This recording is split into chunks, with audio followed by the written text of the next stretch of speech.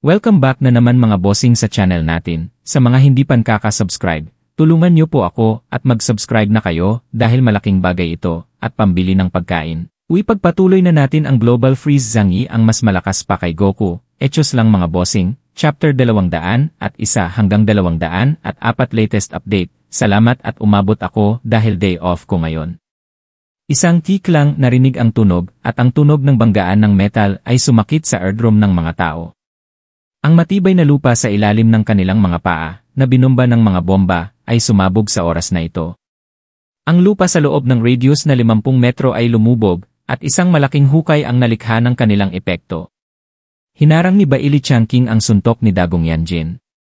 Nagtaas siya ng ngisi sa gilid ng kanyang bibig, ito lang ba ang level? Akala ko napakagaling mo. Itinaas ni Baili Changqing ang isang kamay at direktang pinaalis ang Dragonfly Kiri ni Dagong Yanjin. Napaatras ng 3 hakbang si Dagong Yanjin. Hindi galit ang makikita sa mukha niya, kundi sobrang saya. Nakahanap talaga siya ng makakalaban niya sa lakas. Nag-cross arms si Woody na may pagpapahayag ng pagtitiwala sa walang hanggang hinaharap. Ang titulo ni Uncle Baili ay Bakal na Kamao. Sa lakas ng pulso, hindi siya natalo kahit kanino. Sa puntong ito, nagdagdag siya ng isa pang pangungusap. Kahit captain level. Sa wakas ay nakilala na nina Dagong Yanjin at Baili Changqing ang kanilang mga kalaban. Pareho silang puro strength-based alien.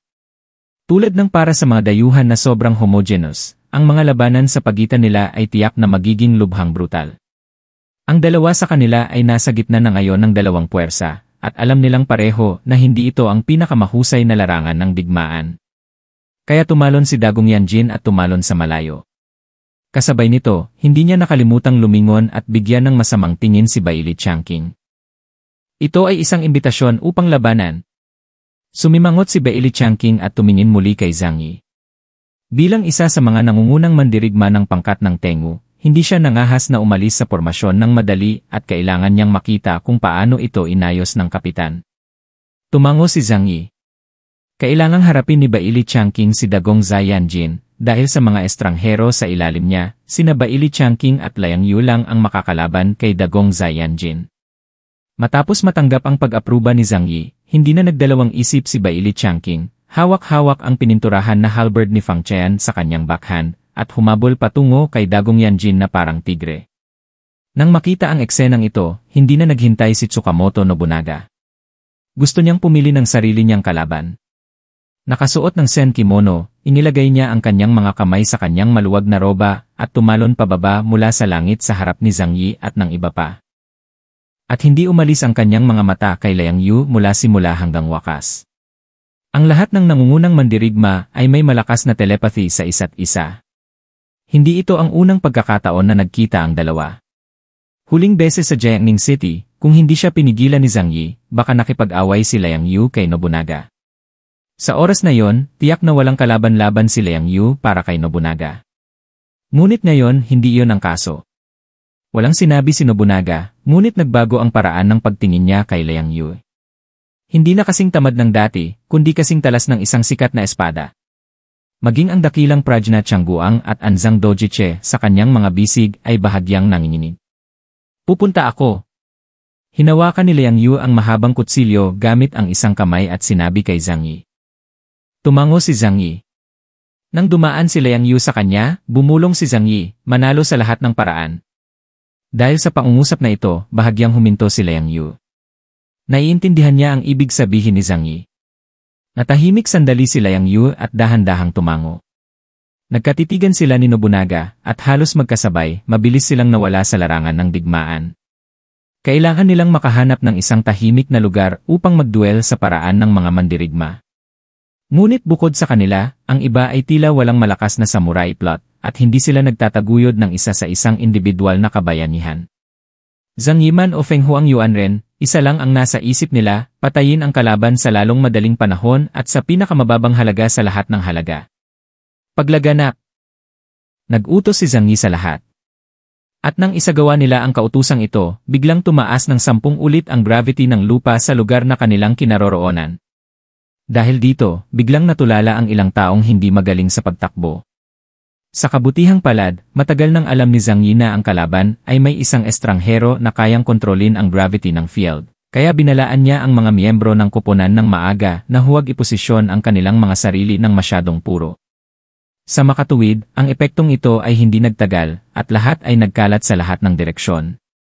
Gayunpaman, kahit na ito ay saglit lamang, binigyan ito ng pagkakataon si Eclipse na umatake. Sina Jinwuji Seiichiro at Phoenix Engine ay nagsanib puwersa para pugutan ng ulo si Zhang Yi.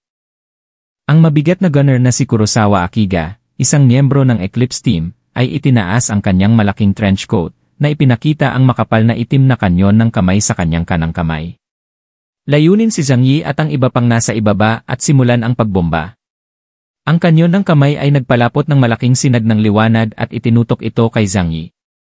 Ngunit sa huli, ang supernatural na pag-atake ay parang putik na baka na pumapasok sa dagat at direktang hinihigop ng alien space. Gumawa si Phoenix Yuanren ng mga seal gamit ang kanyang mga kamay sa bilis na napakabilis para makita ng malinaw at pagkatapos ay kumuha ng dose-dosenang papel na pigurin ng sabay-sabay. Sa isang putok ng usok na tumataas, isang dosenang malaking shikigami ang ipinatawag niya. Maliban sa 5 pangunahing shikigami na may mga pangunahing kakayahan, ang iba ay nilikha niya para partikular na harapin ang nakakasira sa sarili na demonyong aso na ginamit ni Zhang Yi. May mataas na limitasyon sa kanyang paggamit ng iba't ibang dimensyon. Hanggat ang kanyang enerhiya ay na-overload, ang kanyang mga kakayahan ay magiging walang silbi. Ang impormasyong ito ay kasama sa personal na file ni Zhang Yi ng Jiangnan Region Headquarters. Ang pinagmulan ng impormasyon ay isang labanan sa Xishan base laban sa kanlungan ni Zhang Yi mga kalahating taon na ang nakalipas. Ang unang energy overload ni Zhang Yi sa ibang espasyo ay sanhi ng pagsabog ng 500 toneladang TNT. Mula noon, ang kahinaan ng iba't ibang espasyo ay nalantad, iyon ay, ang enerhiya na sinisipsip nito ay hindi limitado. At ang sikretong ito ay sinabi rin sa eclipse ng Insider sa Blizzard City. Gayunpaman, mayroong isang hindi inaasahang bagay dito. Ibig sabihin, hindi alam ng Inner Ghost na ang lakas ni Zhang Yi ay umabot sa captain level. At ang pinakamataas na limitasyon ng antas ng enerhiya ng tirahan ng iba pang mga sukat ay malayo sa kung ano ito sa orihinal. Sama. Pinaandar ni Jinwuji Seiichiro ang kanyang shikigami at sinimulang salakayin si Zhang Yi. Nanguna ang isang grupo ng mga mapanirang sa sarili na demonyong aso. Ang kanyang layunin ay simple. Hanggat sira ang dimensional gate ni Zhang Yi, bababa ng higit sa 70% ang combat effectiveness ni Zhang Yi. Pagkatapos ay madali nilang mapatay si Zhang Yi. Paanong hindi alam ni Zhang Yi ang layunin ng kabilang partido? Ngunit ginamit ni Seiichiro Jinwuji Xiangmao. Kung hindi gagamitin ni Zhang Yi ang dimensional na gate para harangan ito, hindi niya magagamit ang sarili niyang kapangyarihan para labanan ang pagsira sa sarili nitong shikigami. Makatakas man siya, papatayin ang mga tao sa paligid niya. Huahua, lumayo ka. Si Zhang Yiping ay umatras mula sa lahat ng tao sa paligid niya at binuksan ang dimensional na pinto ng walang pag-aalinlangan upang makuha ang mapanirang sarili na demonyong aso. Pagkatapos ay pinayagan niyang sumabog ang mapanirang sarili na demonyong aso sa kanyang extra-dimensional na espasyo. Baka sa mukha ni Jinwuji Seiichiro ang masayang ngiti. Marami pang mapanirang Diyos sa kanya. Sa nakalipas na panahon, nag-iisip siya ng mga paraan kung paano haharapin si Zhang Yi, ang pinakaproblema nilang kalaban. Ngunit sa sandaling ito, napansin niyang unti-unting tumaas ang mga sulok ng bibig ni Zhang Yi. Sa tingin mo ba talaga nakuha mo ako? Lalong lumakas ang ngiti sa labi ni Zhang Yi. Pagkatapos ay ibinuka niya ang kanyang palad patungo sa mga estranghero na naglalaho sa buwan. Mukhang hindi kumpleto ang impormasyon mo. Kaya kong ilihis ang lahat ng pisikal na pag-atake. At ang enerhiya ng pagsabog ay isa ring pisikal na anyo. Sa palad niya, biglang bumukas ang dimensional na pinto. Ang lahat ng enerhiya ng mapanirang sa sarili na demonyong aso na orihinal na hinigop niya ay nakahanap ng labasan sa oras na ito at naging isang malaking sinag ng enerhiya na tumagos patungo sa tuktok ng bundok. Iyon ay ang enerhiya ng isang dosenang mapanirang sa sarili na mga demonyong aso at ang liwanag na inilabas ay nagpaputi sa buong larangan ng digmaan. Ang lakas ng suntok na ito ay hindi mas malala kaysa sa condensed void ni Zhang Yi. Nagulat ang mga miyembro ng Eclipse Group. Kung tamaan sila ng lakas na ito, tiyak na mamamatay sila. Sa kritikal na sandali, nakatayo si Phoenix Yuanren sa harap ng energy beam na ito. Ang dugo ng Phoenix sa kanyang katawan ay nasusunog, at isang malaking tatlong ulo na Phoenix ang lumitaw sa kanyang likuran. Sa pagharap sa nakakatakot na suntok ni Zhang Yi, ibinuka niya ang kanyang mga kamay at hinarang ito ng kanyang katawan. Boom! Ang malalaking alon ng enerhiya ay sumabog sa tuktok ng bundok, ngunit natiis ni Phoenix Yuanren ang lahat. Halos magkawatak-watak ang kanyang katawan, at ang kanyang damit ay ganap na nasunog, na tumambad sa kanyang panloob na mga buto at organo. Pagkatapos ay umaasa sa immortalidad na kakayahan ng Phoenix, ang kanyang katawan ay mabilis na bumalik sa orihinal nitong hugis.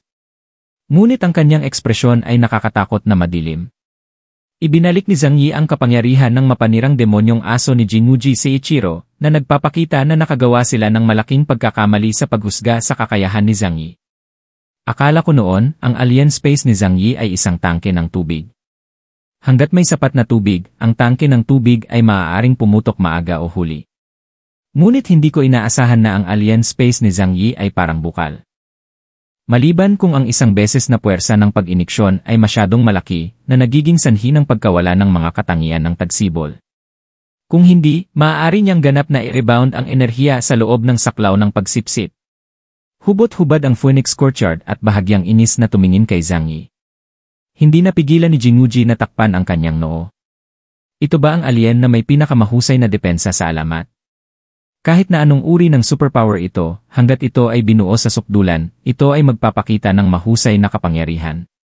Ang tinutukan ni Zhang Yi ay hindi opensa, kundi depensa. Lalo na pagkatapos makita ang maraming makapangyarihang estranghero na namatay, naging mas determinado siya sa kanyang mga iniisip. Kasing lakas ni Deng Xiantong at Yuan Kongye na kayang patayin, paano magiging ligtas ang anumang bagay sa mundong ito? Tanging sa pamamagitan lamang ng pagbalot ng kanyang munting kubrekama, pagpapatubo ng mga lotus sa bawat hakbang, at hindi kailanman madaling makipagsapalaran, makakaligtas siya sa mapanganib na pahayag na ito. Ako lang ang makakaharap sa lalaking ito. Ikaw na ang bahala sa iba. Sabi ni Phoenix Academy Ren sa malalim na boses. Sinulyapan niya sina Jumonoba Satoru at Taikuchi Mayumi. Shimonomono, protektahan mo si Mayumi. Tumango si Shimonomono Satoru, huwag kang mag-alala, boss. Poprotektahan ko si Miss Mayumi kahit mamatay ako. Sa likuran niya ay nakatayo ang 10 tao na nakabalot ng itim na balabal, ang bawat isa ay matangkad at tahimik, na nagbibigay sa mga tao ng nakakatakot at malakas na pakiramdam. Lumingon ang Phoenix Academy upang tingnan si Zhang Yi sa larangan ng digmaan, at pagkatapos ay tumalon siya ng malalim at sumugod kay Zhang Yi. May mga bahid ng dugo sa kanyang balat, kasing pula ng dugo. 10 matingkad na pulang butil ng dugo ang lumabas mula sa kanyang mga daliri at bumaril patungo kay Zhang Yi. Ang 10 butil ng dugo ay bilog, at bawat isa ay may kakaibang linya na lumalangoy sa paligid. Ngunit habang nasa himpapawid, bigla itong naging 10 uwak ng apoy. Pagsusupil sa demonic flame. Nang makitang personal na kumikilos ang Phoenix Academy, naging seryoso ang mga mata ni Zhang Yi. Nalaman niya ang ilan sa mga kakayahan ni Phoenix Yuanren mula sa impormasyong ipinadala pabalik ni Deng Xiantong bago siya namatay. Gayunpaman, hindi ito komprehensibo. Gayon din, hindi lubos na naintindihan ng Phoenix Inner Ren ang kanyang mga kakayahan. Sa makatuwid, kung ang dalawa sa kanila ay maglalaban hanggang sa kamatayan, ang relasyon sa pagitan ng tagumpay at pagkatalo ay mahirap sabihin ng malinaw. Ngunit sa oras na ito, siya ay nasa larangan ng digmaan, at imposibleng makatakas si Zhang Yi. Kapag wala na siya, lahat ng iba ay papatayin ng walang pinipili. Sa makatuwid, ang pinili ni Zhang Yi ay ang gusot. Alam na ng Phoenix Academy ang tungkol sa kanyang special power, ngunit sinadya nilang pinakawalan ang pag-atake ng Fire Phoenix, na nagpapakita na ang uwak ng apoy ay hindi pangkaraniwan. Hindi pinili ni Zhang Yi na gumamit ng ibang espasyo para iimbak ito, ngunit direktang binuksan ang dobleng pinto at nag-teleport ng daan-daang metro ang layo sa isang iglap. Ngunit tila buhay ang 10 Fire Phoenix at mabilis siyang hinabol. Tila hindi ito titigil. Gumalaw ang puso ni Zhang Yi at itinaas niya ang kanyang mikropono upang umalingaw ang kanyang boses sa buong larangan ng digmaan. Sa loob ng 20 minuto, ang koponan ng samsara mula sa Linhai City na katabi ay darating sa larangan ng digmaan. We just need to hold on for 20 minutes, matatalo ka na. Kaya hindi ka namin lalabanan. Dahil wala kang pagkakataong manalo. Tumutok sa puso. Ang gusto niya ay ang pagkabalisa sa puso ng Heavenly Dragon Pirates at ng mga tao ng Eclipse. Sa hindi inaasahang pagkakataon, malamig na sumigaw ang Phoenix Academy, kung gayon mas mabilis ka naming papatayin. Hindi ka namin bibigyan ng pagkakataong muling magsama-sama. Si Feng Huang Yuanren ay hugis dragon at sumugod kay Zhang Yi ng kasing bilis ng kidlat. Ang 10 uwak ng apoy ay bumuo ng isang malaking hawla sa hangin, na humaharang sa lahat ng direksyon kung saan maaaring makatakas si Zhang Yi.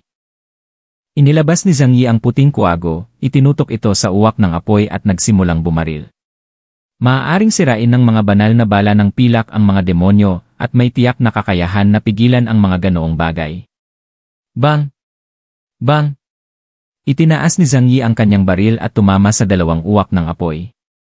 Tiyak na, pagkatapos barilin, ang mga uwak ng apoy ay diretsong naglaho sa hangin. Ngunit ang oras na itinaas niya ang kanyang kamay ay nagbigay ng pagkakataon sa ibang mga uwak ng apoy na makalapit. 3 uwak ng apoy ang umatake mula sa 3 direksyon, nakapaligid na sa kanya. Ano ito? Kinailangan ni Zhang Yi na i-deploy ang 2 kaharian upang makuha ang pag-atake ng uwak ng apoy. Matapos makapasok ang 3 Phoenix sa alien space ni Zhang Yi, nagkawatak-watak sila sa hangin at naging mga bahid ng madugong usok. Isang napaka-hindi komportable na pakiramdam ang lumitaw sa puso ni Zhang Yi. Malinaw na naramdaman niya na ang kanyang alien space ay nabubulok. Ito ay tulad ng 3 patak ng dumi sa alkantarilya na nahuhulog sa malinis na tubig dagat at pagkatapos ay kumakalat ng mabilis. Sa kasamaang palad, hindi ito isang pag-atake na nakabatay sa enerhiya, ngunit katulad ng isang supernatural na lason at hindi ito mapapaalis ni Zhang Yi. Sa kabutihang palad, sapat na malaki ang alien space ni Zhang Yi kaya hindi ito tuluyang nawasak. Ngunit pagkatapos na maipon ang ganitong uri ng pag-atake sa isang tiyak na lawak, tiyak na gagawing imposibleng buksan ang dimensional na pinto. Ito pala ang pumatay sa Phoenix Academy. Kahit na ang isang malakas na dayuhan tulad ng Phoenix Academy ay hindi mapipigilan ang pagguho ng supernatural na bilis na ito. Masasabi pa nga na ito ay isang makamandag na apoy na pinagagapang ng mga supernatural na kapangyarihan. Hindi mo mapipilit ang ganitong bagay. Hindi nataranta si Zhang Yi. Ang halagang ito ay malayo sa sapat upang isara ang kanyang alien space. Ngunit kung patuloy niyang ubusin ito, matatagalan pa bago mabigo ang kanyang mga kakayahan. Kung hindi binubuksan ang dimensional na pinto, hindi niya makakaharap ang malapit na pag-atake ng Phoenix Academy. Ang mga pag-iisip sa kanyang isipan ay napakabilis, ngunit sa katotohanan ay halos wala ng oras para sa kanya. Ang Phoenix Academy ay nagdala ng isang malaking grupo ng mga uwak ng apoy at pinatay sila. Pinihit ni Zhang Yi ang kanyang kaliwang kamay, at isa pang baixiao pistol ang lumitaw sa kanyang kaliwang kamay. Tinutukan niya ang Phoenix Academy at naglunsad ng strike sa 20 beses na bilis. Hindi rin nangahas ang Phoenix Academy na kunin ang mga bala ni Zhang Yi. Ang katawan na umaatake sa napakabilis ay gumulong sa hangin at nakaiwas sa mga bala na 12-12 beses ang bilis ng tunog. Sinamantala ni Zhang Yi ang pagkakataong ito at pinindot ang isang buton sa kanyang pulso. Ang captain-level combat uniform na espesyal na ginawa ng Deng Group ay biglang bumulaga sa kanyang likod at 2 malalakas na propulsion device ang lumitaw sa kanyang likod. Habang bumubulusok ang asul na apoy pabalik, lumipad siya sa langit na parang rocket. Ang teknolohiyang ito ay nasa paligid mula pa noong kalahating siglo. Ito ay orihinal na binuo bilang isang individual na teknolohiya ng labanan. Ngunit nang maglaon na tuklasan ng mga tao na ang mga aktibidad ng tao sa himpapawid ay napaka-inflexible. Kung ang naturang sandata ay lilitaw sa larangan ng digmaan, malamang nagagawin nitong buhay na target ang mga sundalo dahil ang teknolohiya ay unti-unting inalis. Gayunpaman, mayroong isang sitwasyon kung saan ang teknolohiyang ito ay maaaring muling paganahin. Iyan ay kapag ang mga sundalo ay hindi kailangang mag-alala tungkol sa pangmatagalang sniping ng ibang. Sinamantala ni Zhang Yi ang pagkakataong ito at pinindot ang isang buton sa kanyang pulso. Ang captain-level combat uniform na espesyal na ginawa ng Deng Group ay biglang bumulaga sa kanyang likod at 2 malalakas na propulsion device ang lumitaw sa kanyang likod. Habang bumubulusok ang asul na apoy pabalik, lumipad siya sa langit na parang rocket. Ang teknolohiyang ito ay nasa paligid mula pa noong kalahating siglo. Ito ay orihinal na binuo bilang isang individual na teknolohiya ng labanan. Ngunit nang maglaon na tuklasan ng mga tao na ang mga aktibidad ng tao sa himpapawid ay napaka-inflexible. Kung ang naturang sandata ay lilitaw sa larangan ng digmaan, malamang nagagawin nitong buhay na target ang mga sundalo dahil ang teknolohiya ay unti-unting inalis. Gayunpaman, mayroong isang sitwasyon kung saan ang teknolohiyang ito ay maaaring muling paganahin. Iyan ay kapag ang mga sundalo ay hindi kailangang mag-alala tungkol sa pangmatagalang sniping ng ibang. Halimbawa, si Zhang Yi, na may kakayahang magkonekta ng dalawang kaharian, ay akmang-akma para sa ganitong uri ng flying prop. Si Zhang Yi ay nag-iisip tungkol sa kung paano lumikha ng isang mahusay na taas para sa kanyang sarili sa kapatagan na maaaring magamit para sa pamatagalang sniping. Nang maglaon, nang pumunta siya sa Deng Group, nakita niya ang kanyang sagot. Yan ang kakayahang lumipad. Kaya humingi siya ng tulong sa Departamento ng Teknolohiya ng Deng Group para magdagdag ng flying function sa kanyang combat uniform. Ang pamamaraan na ito ay napakadaling ipatupad. Kahit na ang pagkonsumo ng enerhiya ay magiging mas malaki sa ilalim ng sobrang malamig na temperatura, ganap na walang problema sa pagpapanatili sa kanya para sa isang oras na paglipad. Kaya sa larangan ng digmaan, lumitaw ang isang kakaibang tanawin. Ang lahat ay nagkakaroon ng malaking suntukan sa lupa, at biglang may bumangon sa langit at umalis sa larangan ng digmaan. Gaano man siya kabilis, hindi niya magawang tumalon at atakihin si Zhang Yi sa hangin. Anong ginagawa nitong bastard na ito na lumilipad ng napakataas? Ngumiti ng masama si Phoenix Academy Ren. Kapag hindi ka bumaba, papatayin ko lahat ng pinakamamahal mong kasamahan. Si Zhang Yi, na nasa himpapawid, ay tumingin sa lupa. Ang mga tao sa ilalim ng kanyang mga paa ay kasing liit ng mga langgam. Kinailangan niyang gumamit ng mga taktikal na salaming decolor upang makita ng malinaw ang kanilang hitsura. Panoramikong tanaw niya ang buong larangan ng digmaan. Kahit na may nagtangkang barilin sa kanya gamit ang baril, lahat sila ay hinihigop sa kanyang extra-dimensional na espasyo. At ang kanyang mga mata ay lumipad sa buong mundo, at bigla niyang nahuli ang isang napakagandang target. Taikuchi Mayumi na nagtatago sa likod ng mababang bundok. Nakuha mo! Bago namatay ang Phoenix Academy, naghatid siya ng napakahalagang piraso ng impormasyon sa punong tanggapan ng Blizzard City. May kakayahan si Mayumi Taikuchi na tulungan ang mga tao na makita ang hinaharap. Ito ang dahilan kung bakit nang lumaban si Deng Shentong laban sa Phoenix Yuanren, kahit na nawalan ng 5 pandama si Phoenix Yuanren, nagawa pa rin niyang tumpak na makuha ang posisyon at ang gulo ng pag-atake ni Deng Shentong. Sa madaling salita, kung gusto mong patayin si Phoenix Engine, kailangan mo munang patayin si Mayumi Taikuchi. Binitiwan ni Zhang Yi ang kanyang kanang kamay at nahulog si Baixiao sa ibang espasyo. Pagkatapos ay naglabas siya ng mahaba at malaking sandata, ang kanyang eksklusibong sniper, si Lei Shu. Ronin, papatayin ko yang Miko mo. Nakangiting sabi ni Zhang Yi. Ang Phoenix Engine ay orihinal na nagplano na patayin ang mga miyembro ng Tengu Squad. Ngunit matapos marinig ang mga salita ni Zhang Yi, bigla siyang tumigil sa kanyang kinatatayuan. Sa mga impormasyong nakuha niya, mayroon niyang ganoon, si Zhang Yi ay isang marksman na may super long-range sniping ability. Dahil sa kanyang kakayahan, kailangang lumitaw si Taikuchi Mayumi malapit sa larangan ng digmaan. Saka lang niya mailalapat ang kanyang kakayahan, Blood Grant, sa Phoenix Inner. Matapos taglayin ang kakayahang ito, makikita ng taong itinapon ang mga galaw ng lahat ng mga kaaway sa loob ng susunod na 5 segundo na nakasentro sa kanilang sarili, upang makagawa sila ng maagang paghuhusga at magsagawa ng mga counterattack. Kung hindi dahil dito, hindi niya hahayaang lumitaw si Taikuchi Mayumi sa larangan ng digmaan. Kapag nawala si Mayumi Taikuchi, hindi lang ang lakas ng Phoenix Engine ay mababawasan ng husto. Maging ang Eclipse ay gagawing pangalawang rate na koponan. Kung minarkahan ayon sa mga pamantayan ng kakayahan ng Blizzard City. Sa pagpapala ng kakayahan ni Mayumi Taikuchi, Blood Grant, ang kanyang power index ay maaaring umabot ng nakakatakot na 9,300 puntos.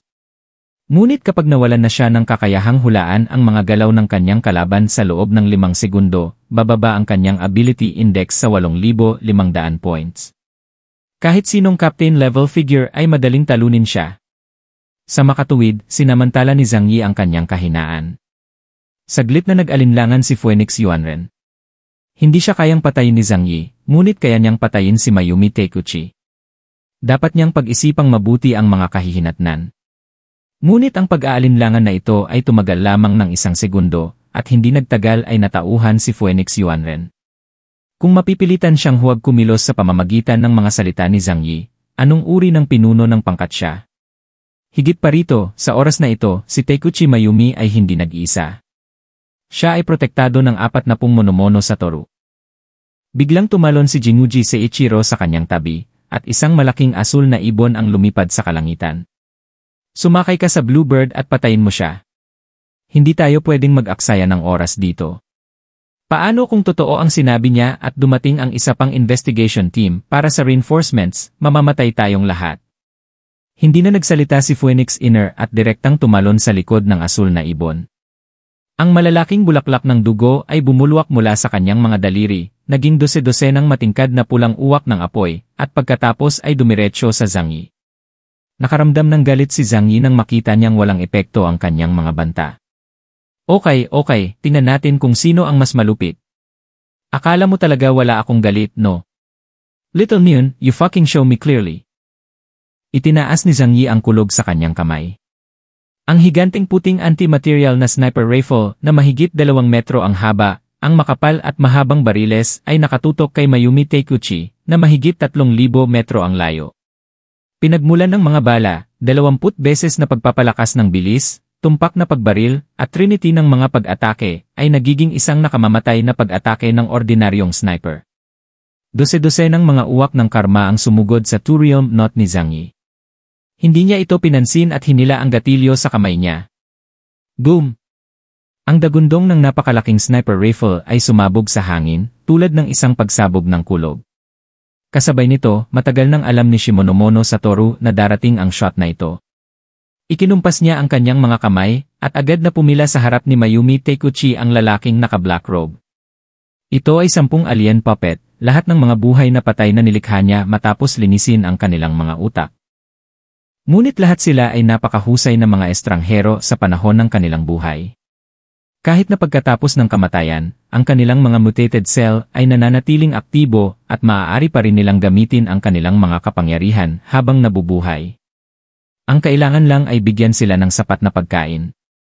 May intindihan din na pareho sila ng utak ni Shimonomon Satoru. Ngunit ang 10 alien puppet na yon ay nakatayo sa harap ni Mayumi Takuchi. Sa isang bala lang, ang 5 alien puppet sa harap ay direktang sumabog sa lugar. 3 sa 5 kasunod na puppet ang natagos, at nahuli ng ika-4 na puppet ang pinanggalingang bomba gamit ang ulo nito. Tumawa.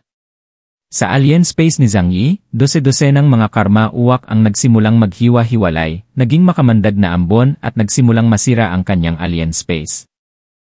Bagamat ang prosesong ito ay magdudulot kay Zhang Yi ng ilang problema, hindi ito sapat upang ganap na sirain ang kanyang alien space. Matapos lumakas at lumakas ang kanyang kontrol sa espasyo, maaari niyang hatiin ang espasyo sa iba't ibang lugar.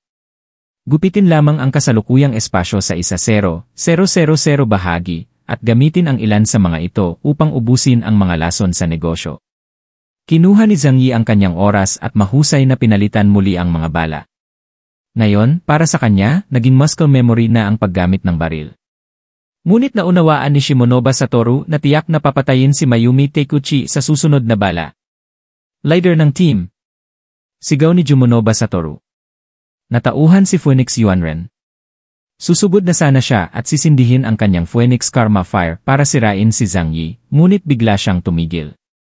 Sa halip, kinokontrol niya ang asul na ibon upang lumiko at saluhin ang pinanggalingang bomba mula sa harapan ni Zhang Yi. I-reload, ituro at hilahin ang gatilyo.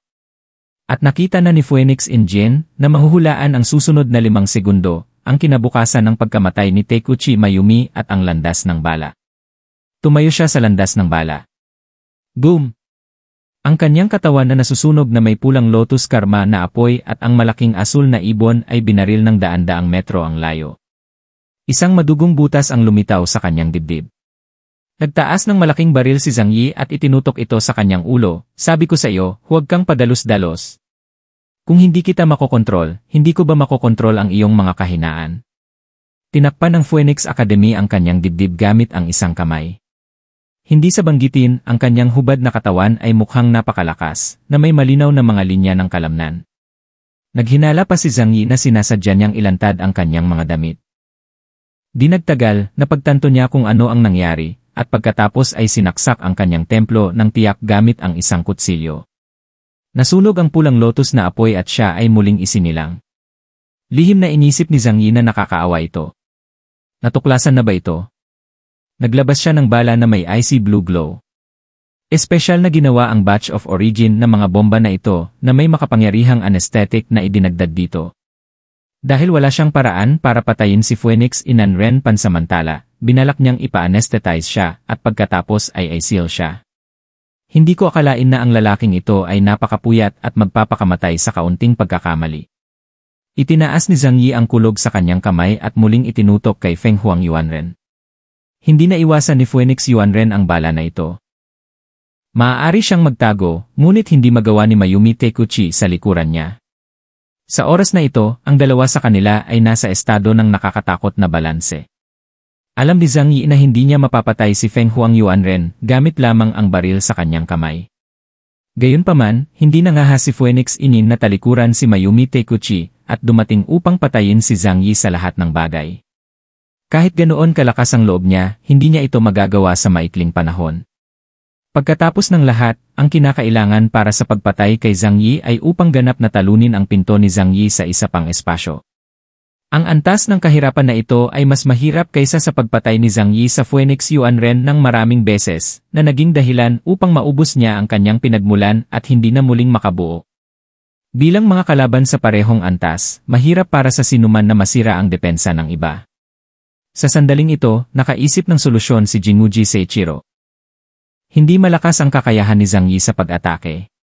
Haharaan ko ang kanyang mga pag-atake, at pagkatapos ay pumunta ka at patayin siya. Pagkatapos noon, hiniling niya kay Kanemaru na ibalik siya kay Mayumi Takuchi. Tulad ng para sa Shikigami na orihinal na ipinatawag, maliban sa asul na ibon na naiwan para lumipad ang Phoenix Academy, ang iba ay pinalitan lahat ni Kanemaru.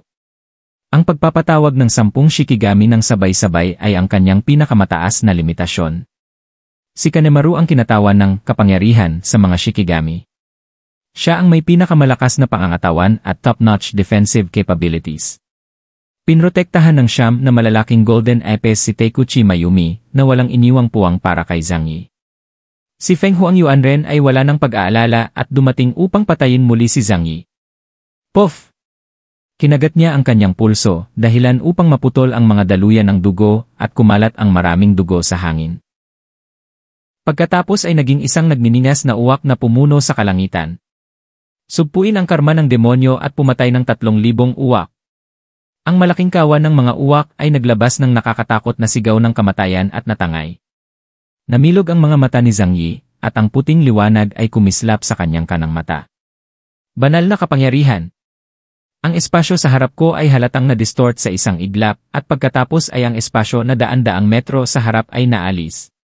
Ang lahat ng mga uwak ng apoy ng karma ay pinagpira-piraso, walang naiwan.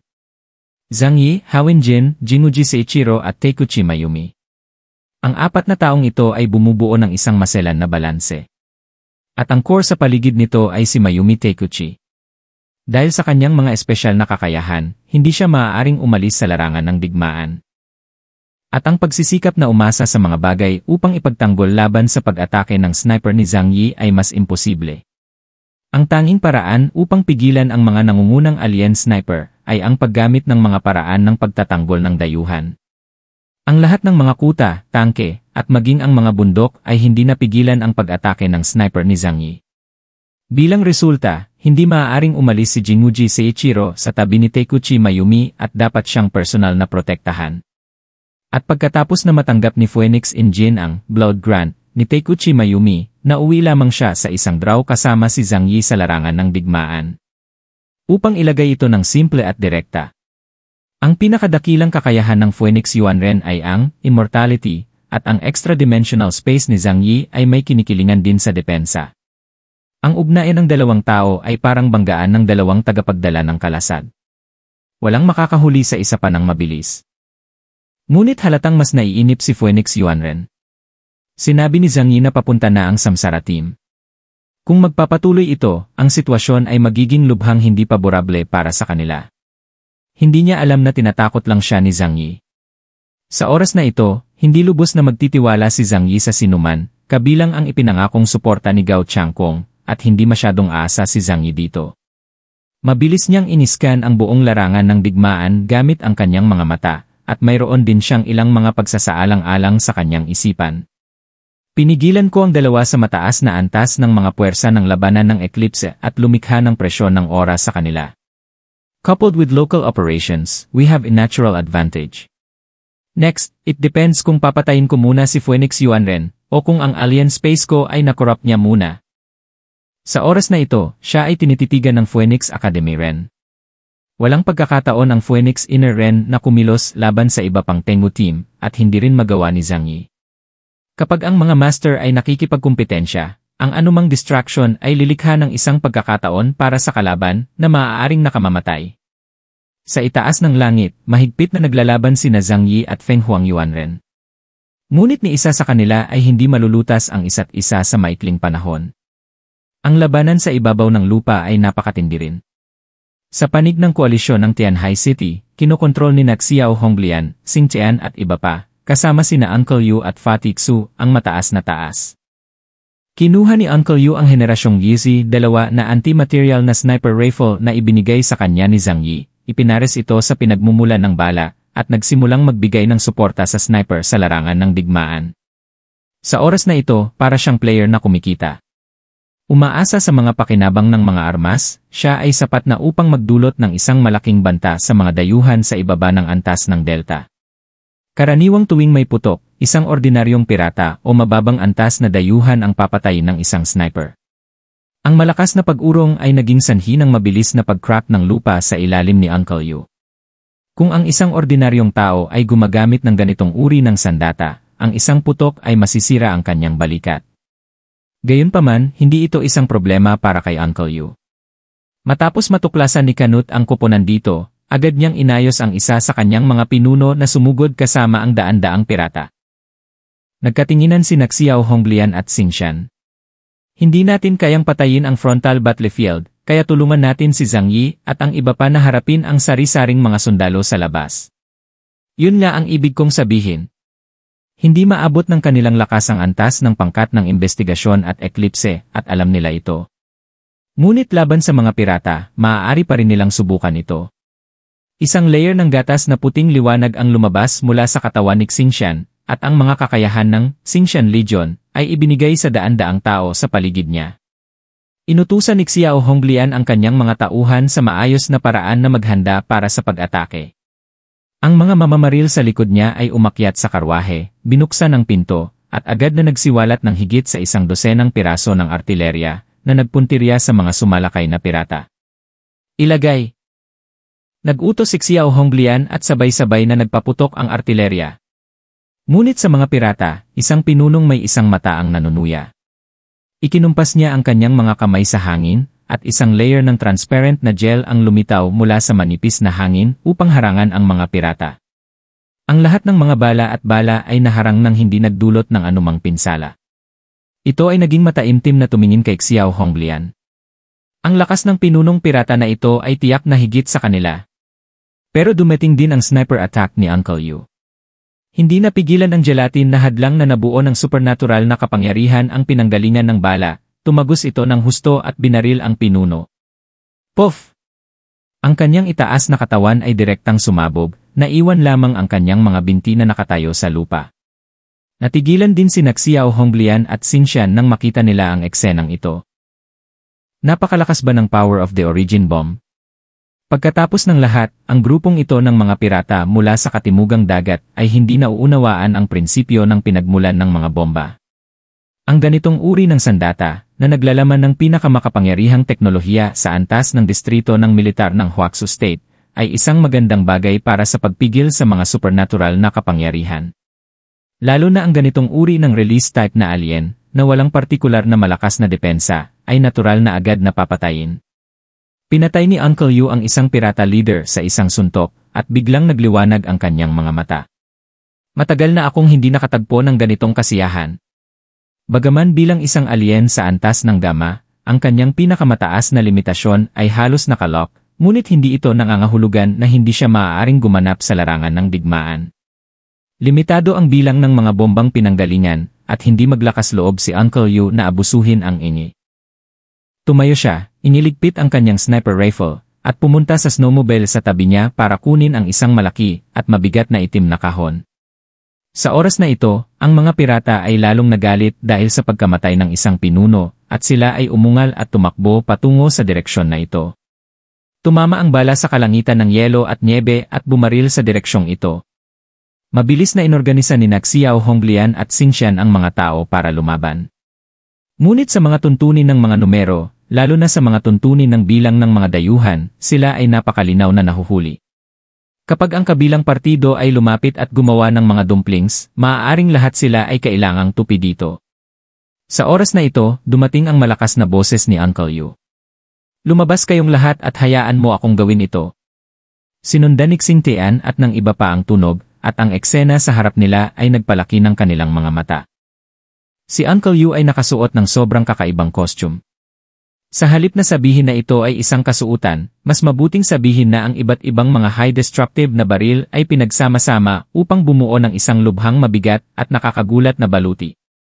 Isa itong black armored suit na may 2 airborne na Gatling cannon sa mga braso, mini cannon sa balikat, at 4 na rapid-fire machine gun sa baywang. Sa ibang mga lugar na nakikita ng hubad na mata, ang mga ekstrang mabibigat na baril ay isinabit, at ang mga sinturon ng bala ay nakapulupot sa kanyang katawan. Ang hanay ng mga armas na ito ay hindi maaaring alisin nang hindi tumitimbang ng higit sa 1,000 kilo.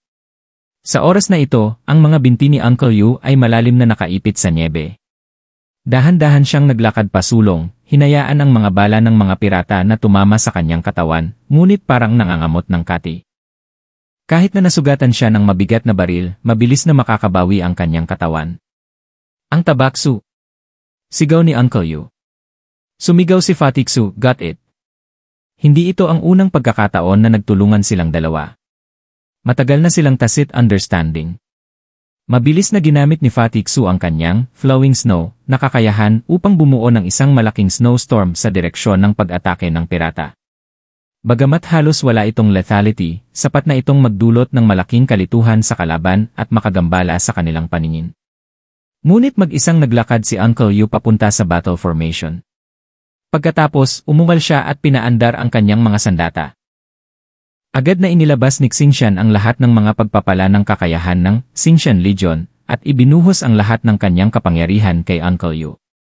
Bagamat hindi ito isang origin bomb, ang thermal weapon ay napaka-lethal pa rin sa mga ordinaryong pirata at low-level alien. Higit pa rito, ito ay isang sandata at kagamitan ng malaking pagkawasak. Sa pagpapala ng mga kakayahan ni Fatiksu, ang mga pirata sa Blizzard ay parang mga tupang naghihintay na katayin. Ang kanilang mga katawan ay walang awang napasok ng mga bala ng mataas na enerhiya, at sa isang kisap mata, isang malaking bilang ng mga pirata ang napunit. Galit na umungol si Uncle Yu, nakaramdam ng labis na kaligayahan sa kanyang puso. Natural, hiniling niya kay Lukeran na tulungan siyang gawin ang espesyal na suit na ito. Tinignan ni Xiao Honglian ang walang awang napunit na pormasyon ng labanan ng kalaban, at ang malamig na hangarin na pumatay ay lumitaw sa kanyang mga mata. Banyaga, ipaubaya sa amin ang paglutas nito. Tiyo, maaari mong linisin ang karamihan sa mga basurang isda. Gayunpaman, marami sa mga pirata na antas ng kadre sa kabilang panig ay makapangyarihang mga estranghero. Pinangunahan ni Xiao Honglian at Xingqian ang kanilang mga nasasakupan sa unahan ng battle line. Tiyak na, hindi nagtagal, 100 pinuno ng pirata ang sumugod mula sa bagyo ng niebe at inatake sila. Sa isa pang larangan ng digmaan, dumating sina Dagong Yanjin at Baili Changqing sa isang liblib na lugar na malayo sa pangunahing larangan ng digmaan. Wala ni isa sa kanila ang gustong maabala sa labanang ito. Tumawa si Dagong Yanjin, gusto mo bang malaman ito? Pagkatapos, lumapit ka at talunin mo ako. Iniunat niya ang kanyang makapal na kaliwang palad patungo kay Baili Changqing. Hinahangaan ko lang ang mga nilalang na mas malakas sa akin. Pagkatapos mo akong talunin, sasabihin ko sa iyo ang lahat. Ang premise ay mayroon kang ganoong lakas. Tumingin si Baili Changqing kay Zhan Kuang sa harap niya. Ang kanyang ekspresyon ay partikular na solemn nang walang anumang kaguluhan. Sumo wrestler, iba ako sayo. Isa akong sundalo at tungkulin ng isang sundalo na sumunod sa utos. Kumpletuhin ang misyon at protektahan ang aking tinubuang bayan. Ito ang aking pinakadakilang misyon. Kaya, kailangan mong mamatay dito. Pagkatapos sabihin ito ni Bailey Changqing, kumuha siya ng tableta mula sa kanyang bulsa at itinapon ito sa kanyang bibig. Dapat manalo tayo sa laban na ito. Sa pagpasok ng compound No. 5, biglang sumabog ang katawan ni Bailey Changqing na may nanginginig na aura. Isang daloy ng pulang hangin na parang dugo ang dumaloy mula sa kanyang mga paa at buto na umuusok sa kanyang katawan. Ang compound No. 5 ay isang mapanganib na bagay na kahit na ang mga figure sa antas ng kapitan ay hindi mangangahas na gamitin ito ng madali. Ngunit ngayon, naiintindihan na ni Bailey Changqing ang kasalukuyang sitwasyon. May isang tao sa Blizzard City na gustong tanggalin sila, kaya walang makakaasa sa kanila. Kung gusto mong mabuhay at lipulin ang Eclipse Moon, kailangan mong gawin ang lahat at huwag mag-iwan ng ruta ng pagtakas para sa iyong sarili. Kahit na ito ay nangangahulugan ng pagsasakripisyo ng kanyang sariling buhay. Ang mga figura ni Bayan Junwoo at ng kanyang mga kasamahan sa koponan na namatay sa ibang mga misyon ay nag-flash sa isip ni Bailey Changqing at isang uri ng pag-unawa ang unti-unting umusbong sa kanyang puso. Kamatayan lang. Mahinahon niyang sabi. Ang biglaang pagbabago ni Bailey Changqing ay naging dahilan ng pagliit ng mga mag-aaral nina Dagong at Yanjin. Agad siyang binalot ng krisis ng kamatayan. Sa sandaling ito, bigla niyang naalala na sa pagkakataong ito, walang silbi ang hula ni Takuchi Mayumi.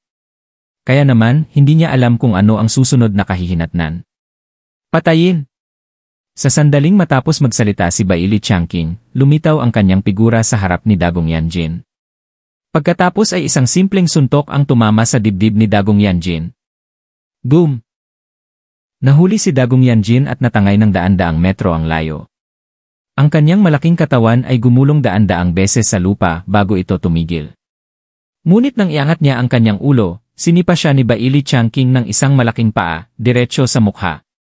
Ilang beses na sinipa ang mga ngipin ni Dagong Yanjin at lumipad siya na parang saranggola. Hindi patas, nagda-drugs ka. Biglang napagtanto ni Dagong Yanjin ang ginawa ni Bailey Changqing. Galit na sigaw niya. Para sa isang sumo wrestler, ang pag-inom ng droga ay isang napakahiyang gawa. Ang mas ikinagalit niya ay bilang isang ronin, wala siyang ganoong high-tech na mga produkto upang mapahusay ang kanyang lakas. Malamig na sinabi ni Bailey Changqing, ako ay isang sundalo. Ang mga sundalo ay hindi mandirigma at walang katawa-tawa na konsepto ng pagiging patas. Resulta lang ang gusto nila. Sa isang life and death fight, kung mabubuhay ako at mamatay ka, patas iyan. Ang pag-atake ni Bailey Changqing ay tumama kay Dagong Yanjin bago pa man ito lumapag. Masyadong mabilis ang kanyang bilis at sobrang lakas ng kanyang lakas.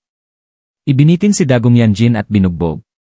Puno ng galos ang buong katawan niya at hindi man lang siya nagkaroon ng pagkakataong lumaban. Ano? Si Dagong Yanjin ay nagpakawala ng sobrang galit na dagundong at nakaramdam siya ng labis na hinanakit. Ang sarkastikong boses ni Bailey Changqing ay patuloy na umalingaw sa kanyang mga tainga. Neon Bastard, akala ko napakalakas mo. Kung wala ang kakayahan ng Divination Witch, wala ka bang hihigit pa dito? Sa mahabang panahon sa nakaraan, si Zhang Yi at ang iba pa ay nakabalangkas na ng isang plano sa labanan. Sa oras na ito, malinaw kay Bailey Changqing ang dakilang gawain ni Yanjin. Mabilis na natauhan si Dagong Yanjin. Gumamit siya ng droga na pansamantalang magpapalaki ng kanyang explosive power. Hanggat naghihintay siya hanggang sa mawala ang epekto ng droga, mananalo ako. Sa pag-isip na ito, hindi na inisip ni Dagong Yanjin na harapin siya ng direkta, ngunit tumalikod at nagplanong tumakas. Ito ang unang pagkakataon na nakaramdam siya ng hiya sa larangan ng digmaan. At sa sandaling magsimulang lumitaw ang takot, gaano man niya aliwin ang kanyang sarili sa psikolohikal na paraan, siya ay nakatakdang maging dehado. Gusto mong tumakbo? Kaya mo bang tumakas? Nag-aapoy sa pulang usok ang buong katawan ni Bailey Changqing, at nauna siya at huminto sa harap ni Dagong Yanjin. Isang latigo ang tumama sa kanyang dibdib. Pasa! Si Dagong Yanjin ay hinagis na parang sako. Umaagos din ang mga agos ng dugo mula sa mga sulok ng kanyang bibig. Pero pinilit pa rin niyang steady ang katawan sa snow. Bagamat mabangis ang opensiba ni Bailey Changqing, hindi rin masama ang kanyang depensa. Daan-daang kilo ng taba ang kanyang natural na carapace. Pinigilan niya ang kanyang hininga at nag-concentrate, at kinuyom ang dragonfly kiri sa kanyang kamay. Bagamat hindi kasing bilis ni Bailey Changqing ang kanyang bilis, may pagkakataon pa rin siyang maka-counter-attack kung tahimik siyang magpreno, Kiyang! Ang tunog ng pagsalpukan ng ginto at bakal ay nagmula sa snowfield. Ang pininturahan na halberd ni Fang Qian ay tumama ng husto kay Dragonfly Qi, at ang pagkabigla ay nagdulot ng nakakatakot na shockwave na agad na tinanggay ang yelo at nyebe na daan-daang metro sa radius. Direktang napatumba si Dagong Yanjin, nanginginig ang kanyang mga panga. Sa unang pagkakataon, naramdaman niya ang kanyang kahinaan sa lakas. Hinawakan ni Baili Changqing ang pininturahan na halberd ni Fang Qian sa kanyang backhand at naglakad sa snow. Ang matalim na gilid ng halberd ay nagsaboy ng malalaking kislap sa mga bato sa lupa. Kayong mga niyon ay gustong gayahin ang lahat mula sa ating bansang Huaxu. Anong klaseng Honda Tadakatsu at Lubu, ang numero 1 general sa 3 kaharian? Ang nakakatawa ay ang isang grupo ng mga Hapons na wala pang 1.5 metro ang taas at hindi kasing taas ng kabayo ay may karapatang tawaging pinakamakapangyarihang general sa mundo. Tinitigan ni Baili Changqing ang 3 metrong taas na si Dagong Yanjin na may mapanuksong tingin sa kanyang mga labi. Sure enough, mas maraming tao ang kulang sa isang bagay, mas gusto nilang ipakita ito.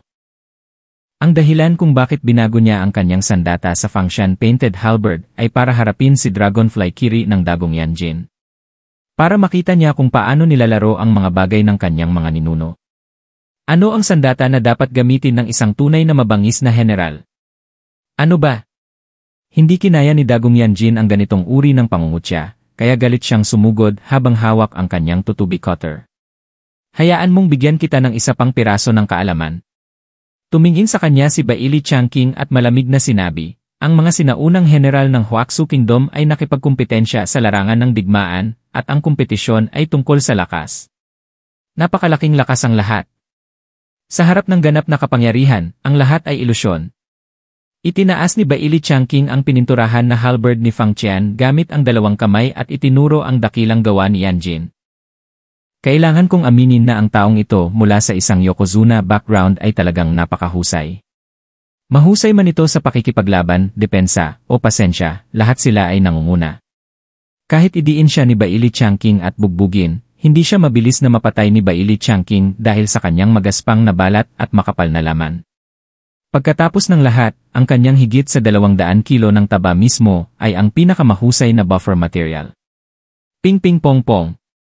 Ang pininturahan na halberd ni Fang Qian ay nabangga ng husto sa hiwa ni Dragonfly. Si Baili Changqing ay nasa isang ganap na kalamangan, at ang kanyang talim ng halberd ay dumaan sa katawan ni Dagong Yanjin ng maraming beses.